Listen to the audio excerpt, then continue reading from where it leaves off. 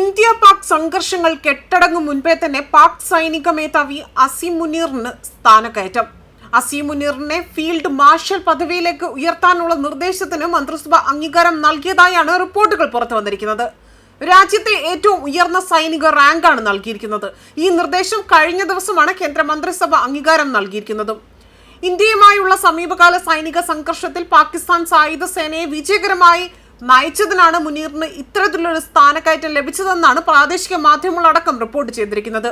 ഇന്ത്യയിൽ സൈനികർക്ക് കിട്ടുന്ന ബഹുമതിയിൽ അല്പമെങ്കിലും അസ്വസ്ഥത പ്രകടമായത് കൊണ്ട് തന്നെയാകാം ഇപ്പോൾ അസീം മുനീറിന് ഈ ഒരു തലപ്പത്ത് കൊണ്ടിരുത്താൻ കാരണമെന്നാണ് സോഷ്യൽ മീഡിയ വിലയിരുത്തുന്നത്. ഓപ്പറേഷൻ സിന്ദൂർ നടക്കുന്ന സമയത്ത് താങ്കൾ പേടിച്ച് ബങ്കറിനുള്ളിൽ കയറി ഒളിച്ചിരുന്ന വ്യക്തിയല്ലേ എന്നും ധൈര്യമില്ലാത്ത സൈനിക മേധാവി സ്വന്തം രാജ്യത്തെ ജനങ്ങളെ മരണത്തിലേക്ക് പോലും തള്ളിവിട്ട സ്വന്തം ജീവനും കൊണ്ട് ബങ്കറിൽ കയറി ഒളിച്ചിരുന്ന വ്യക്തിയല്ലേ എന്നുമൊക്കെയാണ് സോഷ്യൽ മീഡിയ പരിഹസിക്കുന്നതും. അതേസമയം ശ്രദ്ധേയമായ സമീപകാല സംഘർഷത്തിൽ പാകിസ്ഥാൻ വിജയം അവകാശപ്പെടുമ്പോൾ തന്നെ ഇന്ത്യ വിവിധ വേദികളിൽ തെളിവുകൾ ഉപയോഗിച്ചുകൊണ്ട് അവരുടെ നുണകൾ പൊളിച്ച് അടുക്കുകയും ചെയ്തിട്ടുണ്ട്. സൈനിക കോടതികളിലെ സിവിലിയന്മാരുടെ വിചാരണയെ അംഗീകരിച്ചുകൊണ്ട് തന്നെ പാകിസ്ഥാനിലെ സുപ്രീം കോടതി ഒരു സുപ്രധാന വിധി പുറപ്പെടുവിച്ചപ്പോൾ തന്നെ പാകിസ്ഥാനിലെ യഥാർത്ഥ ഭരണാധികാരിക്ക് കൂടുതൽ അധികാരം ലഭിച്ചതിന് തൊട്ടു പിന്നാലെയാണ് ഇത് സംഭവിച്ചത്. പാകിസ്ഥാനിലെ ജനാധിപത്യത്തെ ഇതിനോടകം തന്നെ അടിച്ചമർത്തുന്ന അസീം മുനീറിന്റെ നേതൃത്വത്തിലുള്ള സൈനിക സ്ഥാപനത്തിന് ഇത് സ്വാതന്ത്ര്യം നൽകുമെന്ന് പ്രതീക്ഷിക്കുന്നതും എന്നതാണ് വിലയിരുത്തപ്പെടുന്നത്. കൂടാതെ തന്നെ അട്ടിമറി ഒഴിവാക്കാനുള്ള നീക്കമെന്നാണ് ഈ സ്ഥാനക്കയറ്റം എന്നതാണ് സൂചനകൾ പുറത്തു വന്നിരിക്കുന്നത്.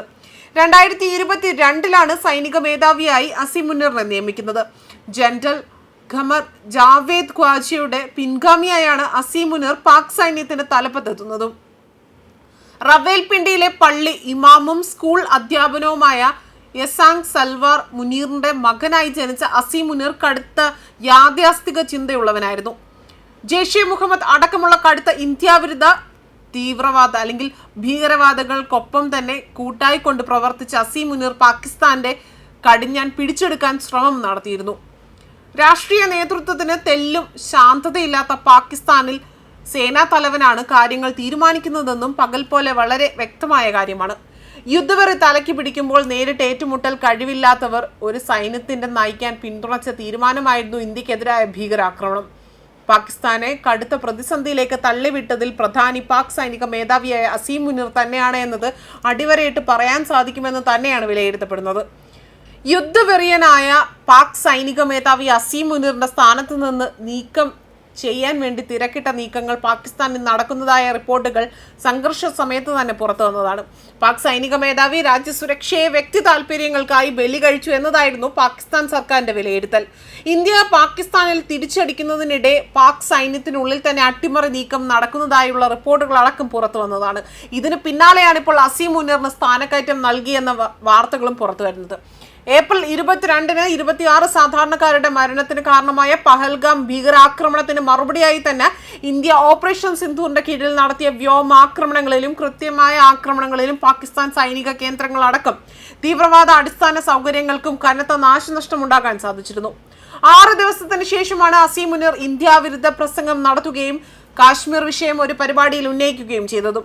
ഹിന്ദുക്കൾക്കും അതുപോലെ ഇന്ത്യക്കുമെതിരായ അദ്ദേഹത്തിന്റെ പ്രകോപനകരമായ പ്രസംഗം ഇന്ത്യയുടെ വിവിധ കോണുകളിൽ നിന്ന് പുരികം ഉയർത്തുകയും അതുപോലെ വിമർശിക്കപ്പെടുകയും ചെയ്തിരുന്നു.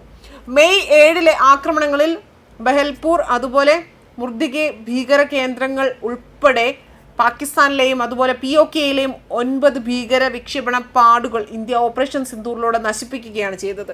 മെയ് 8-9 തീയതികളിൽ പീരങ്കി കൈമാറ്റത്തോടെ തന്നെ ഒരു സൈനിക സംഘടനമുണ്ടായി. പാകിസ്ഥാനിലെ 11 വ്യോമ താവളങ്ങൾക്കും മറ്റ് സൈനിക കേന്ദ്രങ്ങൾക്കും ഇന്ത്യ ഗണ്യമായ നാശനഷ്ടങ്ങൾ വരുത്തിയപ്പോൾ തന്നെ ഇരു രാജ്യങ്ങളും തമ്മിൽ വെടിനിർത്തൽ കരാറിലെത്തിയപ്പോൾ തന്നെ വിജയം തങ്ങളുടേതാണ് എന്നായിരുന്നു ഷഹബാസ് ഷെരീഫ് ഭരണകൂടം ഒന്നടങ്കം അവകാശപ്പെട്ടുകൊണ്ടടക്കം രംഗത്ത് വന്നത്. ന്യൂസ് ഡെസ്ക് കർമ്മ ന്യൂസ്.